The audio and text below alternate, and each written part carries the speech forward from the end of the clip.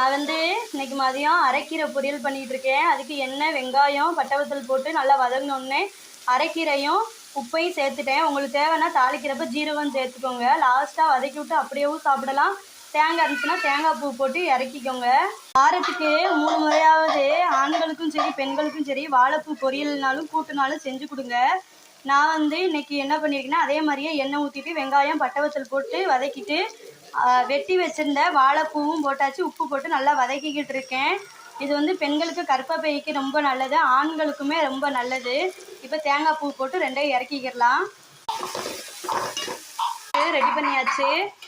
இந்த பக்கம் வாழைப்பூக்கும் பாருங்க அது மாதிரி தேங்காய் போட்டு ரெடி பண்ணியாச்சு. சாப்பாடு கம்மியாக தான் போட்டிருக்கேன் பாருங்கள், இவ்வளோ தான் போட்டிருக்கேன். சாம்பார் இங்கிட்டு இருக்கனால நிறைய மாதிரி தெரியும். கீரையும் இங்கே பாருங்கள், வாழைப்பூ, வடகம் இதெல்லாம் வச்சுருக்கேன். தம்பிக்கு மதிய சாப்பாடு ரெடி பண்ணியாச்சு.